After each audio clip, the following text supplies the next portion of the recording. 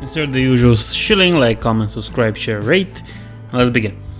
Gatekeeping is an interesting phenomenon. Gatekeeping is something you do, and it's something that's necessary when you like a certain thing and you want to have people come in, but you also want to make sure that parasites and invaders don't breach the walls and destroy the things that you love. For example, let's look at Star Wars. Star Wars is pretty much dead in a ditch. Ahsoka isn't helping at all. Let's look at Magic the Gathering. It's almost dead in the ditch. Dungeons and Dragons. More people are leaving the current edition of Dungeons and Dragons to go for old school. You know, that's pretty nice. Star Trek. What? Is there any news about Star Trek or anything good coming out of Star Trek? No, there isn't. And the list can go on and on and on. Look at Saints Row. The reboot totally destroyed Volition. Forspoken closed the whole company because of it and lost Square Enix a bunch of money. You see where I'm going with this? If you do not gatekeep your hobby, others will come in and they will try to ruin it.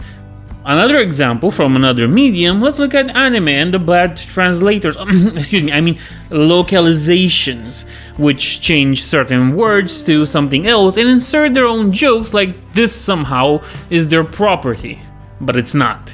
So you can see how gatekeeping can stop these. Well, you don't really see. You see how dangerous it is to not gatekeep. But let's look at the franchise where gatekeeping has been pretty successful, and that's Warhammer. Now, there are a bunch of invaders when it comes to Warhammer, and many of them come with bad notions, bad faith, and with dumb arguments that make no sense, and they just come in to change everything about Warhammer. You see, they don't like Warhammer. I think I've mentioned this a bunch of times. Warhammer does not like Warhammer. They don't like Warhammer for what it is. They want to change and pervert it into their twisted ideology. And that is clear to see by their arguments and their incessant nagging for female space marines. Yet despite all the complaints, Games Workshop has reinforced a few times in fact the idea that only men can become space marines.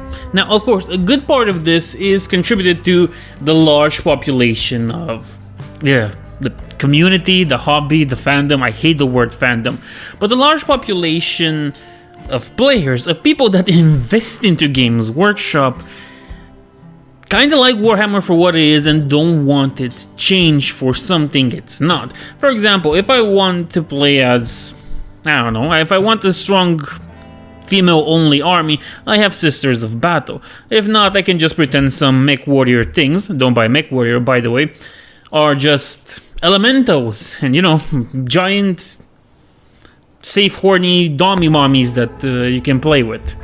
You get what I mean. There are other options, and that's always the interesting thing. There are always options out there. You're never stuck to just this thing if you don't like it. That's like becoming a fan of football and deciding to change the ball's shape just because you're a fan of, cricket, American football, and you want to change normal football, the one that the rest of the world plays, just because you like seeing, college American football and so on. You see, it doesn't make sense. It doesn't, because they don't come here with the idea of liking the franchise. They come here with the idea of changing it. And it's the same kind of change. It's a change that fundamentally destroys the certain franchise, shall we say, and twists it into something that it's not. Look at the mentions I've made earlier. But by the name of the video, there's another franchise we need to talk about, and it's one that I was heavily invested into at one point, and that's Warcraft. I've mentioned in my video that Warcraft doesn't have fans, it has tourists. Warcraft doesn't have fans, it has more people in line with Warhammer, or Warcraft if you want to say it that way, than it has normal regular fans like Warhammer 40k or Warhammer Fantasy. And I think this is a big difference, because the loss of fans that Warcraft suffered is what brought in the tourists and made the tourists become game devs and work for Blizzard. And those that didn't get to work for Blizzard end up crying on Twitter about pointy hats oh no, and or something about trolls being racist and orcs being caricatures of black people, and look how racist they are for treating the orcs like this. Remember, all horde races are representative of Romania and Romanians. Whenever they say orcs are black people, they're just lying and culture appropriating Romanian stuff. Moving on from that, Warcraft itself has fallen because at the end of the day, it's got tourists because the good people, the fans, just left. There was nobody to hold the gates. And when you look at the communities, you can see that Warhammer is really split apart when it comes on subjects. It's really right down the middle. It's either or. With Warcraft, things aren't that well settled. You will find people that disagree with a bunch of dumb ideas, like blackwashing certain characters to be more inclusive and progressive, but you will see them give in pretty easily and continue to support Blizzard whenever they change, for example, the genders into body types, because that was totally necessary. Remember the idea, you give an inch, you give a mile, and Blizzard has given so many miles. At this point, I think Road 66 is kind of tiny compared to what Blizzard has given. And it still adds, because the more the fans left, the real fans left as new expansions came and people got sick of Warcraft changing all the time like that and not really being good, the more the tourists came in and started to complain about the good stuff that existed once, now to the point where there are not really that many fans left. And that's why you will see a bunch of people cry that, oh, this hat can be used by racists, and it's so bad, that racismus, and that's where it gets. Now, Gatekeeping also has something interesting that differentiates Warhammer and Warcraft, because this part of the gatekeeping thing is very interesting. Besides the fact that Warhammer's community is split apart, there is no given miles, you have to understand, Games Workshop was once on top of the world, and it still is on top of the world. They are the kings in their own domain, and they don't really have to worry about competition getting up to them.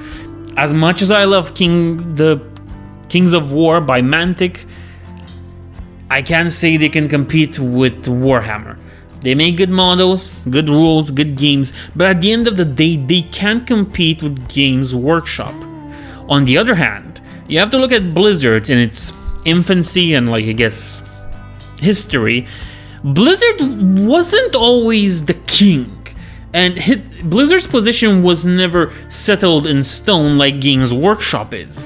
Blizzard always had threats coming to bite at it, be it Wildstar, Firefall, whatever new MMO came out and got players from World of Warcraft and brought them into a new world.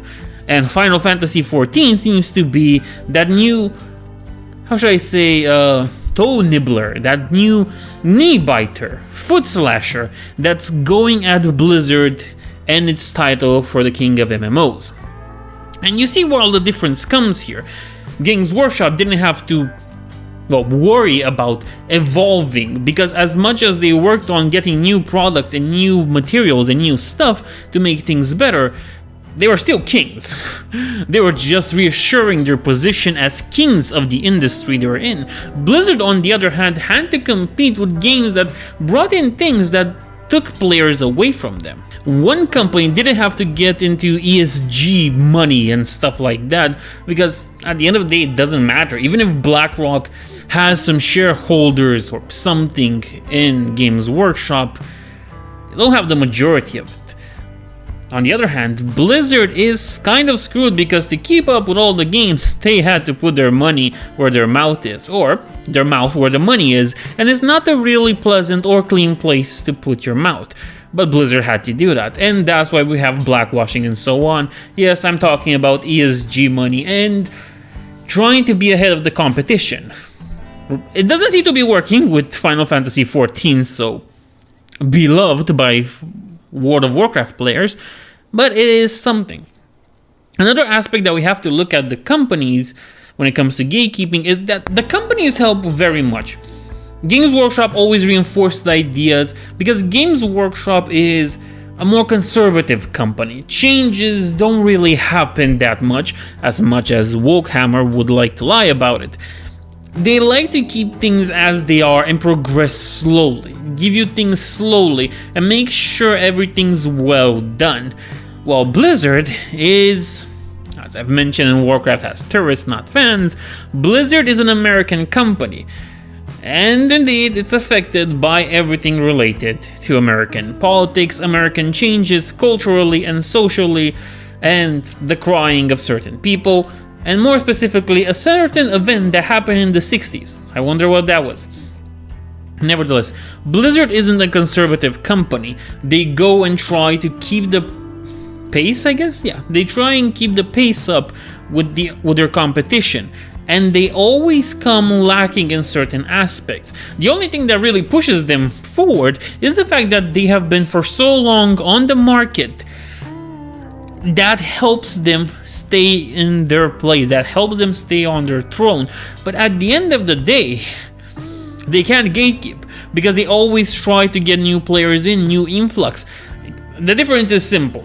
You can always get back into Warhammer. Warhammer has a steeper price to get into because it's plastic crack for a reason. But Warcraft has a lower entry price. And a lower entry price means that more people will come in, and you want to get as many people in. Warhammer can survive with a few whales and the few fans it has and so on without really giving in to the whole woke diversity, inclusion, and equity, I guess, ideology. But Blizzard cannot. Blizzard has to koto every single step of the way, and since the real fans are gone to hold the gate, well, the gates are opened. The gates have remained open for a long while, and because of that, Warcraft was easy for the takings. And that's how you see Warhammer manages to gatekeep its hobby, to gatekeep its fan and audience. The company's importance, influx, and changes also help, because at the end of the day, that's never gonna change. But the fan response can counteract that, can counterbalance that. I think that's the proper word. It can counterbalance that and bring Games Workshop to see maybe this isn't a good idea. And we can see this with the fact that the bio books are getting slowly retconned, slowly changed, slowly modified out there. And that's the interesting part. The community counterbalances. There will always be a community to counterbalance even if Games Workshop strays from the good path. But in Blizzard's case, there is no longer a community to do that. Most of the community cries about, oh, this depiction of a troll was racist because black people. Again, not black people, Romanians. That's a different story. That's the problem. There is no counterbalance to Blizzard. Even when they try to do something cool, something nice, something that they've done before, they always fail. And they will fail because their community doesn't counterbalance the bad and doesn't accept the good like Warhammer does. Because of that, Warcraft is taken. There are no gates to be kept. And if you tell one of those whiny crybabies, you know what, maybe stick to Final Fantasy XIV, maybe find a different game, they will cry bully that you are trying to kick them out of the game, kick them out of the community. You are being a racist and a transphobe and a homophobe because you want to keep us away. Because it always comes back to that. Since there are no more good fans to gatekeep, the only people left at the gates now that the city is empty are the conquerors. And they don't really like playing nice, they don't really like playing logical, they don't like being true fans. So whenever somebody comes up with a different opinion, heaven have mercy. And you see, that's the interesting part. There is no more gate to be kept for Warcraft. That gate was opened, the city was conquered, and it's now part of the invaders' stupid plan to destroy something that was once beloved by a bunch of people. I was about to say millions, but maybe I'm correct somewhere around there. Well, Warhammer does not have to worry about that because at the end of the day, the company and the fans manage to keep it the way it is. Warcraft is gone, and that's it. And that's why gatekeeping works for Warhammer, and why it didn't work and it's not gonna work for Warcraft. And indeed, it might seem tragic, but be happy that for a moment it was a city, it was a dream